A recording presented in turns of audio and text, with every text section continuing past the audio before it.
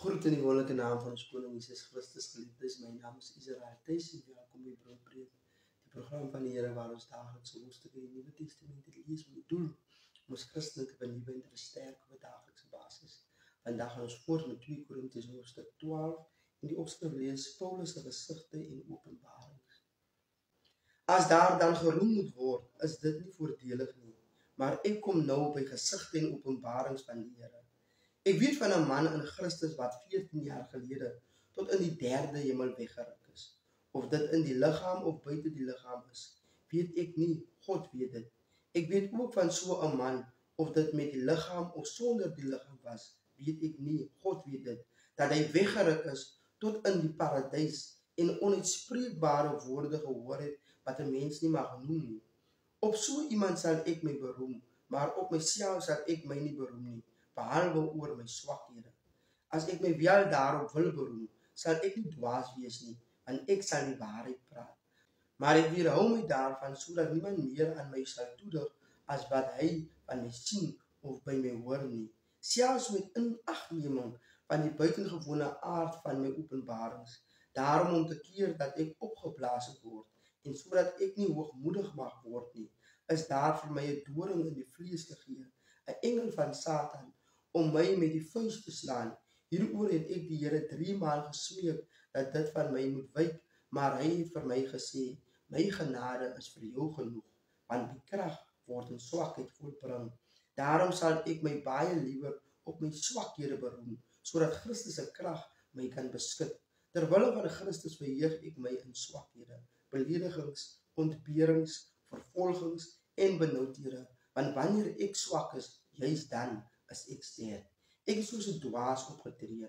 Julle het my daartoe gedwing, want ek moes eintlik deur julle aanbeveel gewees het, omdat ek geensins agterstaan het by die sogenaamde superapostels nie, al is ek ook niks. Dit wat 'n apostel kenmerk is inderdaad by julle verrig, met alle volharding, met tekens en wonders en kragtige dade. In watter opsig is julle dan swakker behandel as die ander gemeentes, behalwe dat ek nie vir julle 'n geldelike las was nie? Vergewe my tog hierdie onreg. Kyk, dit is nou die 3de keer dat ek gereed is om na julle te kom, en ek sal nie 'n geldelike oorlas wees nie, want ek soek nie julle besittings nie, maar vir julle. Dit is nie die kinders wat moet spaar vir die ouers nie, maar die ouers vir die kinders. Wat my betref, sal ek met graagte betaal en myself as betaling gee ter wille van julle siele. As ek julle oorvloediger liefhet, waarom ontvang ek dan minder liefde? Nou goed, ek het julle dus nie belas nie, maar aangesien ek 'n slinkse mens is, het ek julle glo met 'n lus gevang. Het ek julle miskien uitgebuit deur enigeen van die wat ek na julle gestuur het? Ek het Titus aangespoor en die broer saam met hom gestuur. Het Titus julle miskien uitgebuit? Het ons nie in dieselfde gees, in dieselfde voetspore gewandel nie? Julle dink reeds lankal dat ons onsself teenoor julle verdedig.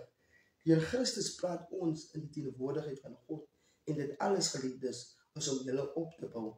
Ek bevrees dat as ek kom, ek julle miskien nie sal vind soos ek graag wil nie, en ek deur julle bevind sal word soos julle graag wil nie. Dat daar miskien onenigheid, jaloesie, woedeuitbarstings, selfsug, kwaadpratery, geskinder, verwaandheid en wanordelijkheid sal wees. Dat wanneer ek weer kom, my God my voor julle sal verneder, en ek sal treur oor baie van die wat vroeër gesondig het, en hulle nie bekeer het van die onreinheid en onsedelikheid en losbandigheid wat hulle bedryf het nie. Amen. En daar het ons geskrewe woord van God, geliefdes. Onthou, die Here is lief vir u.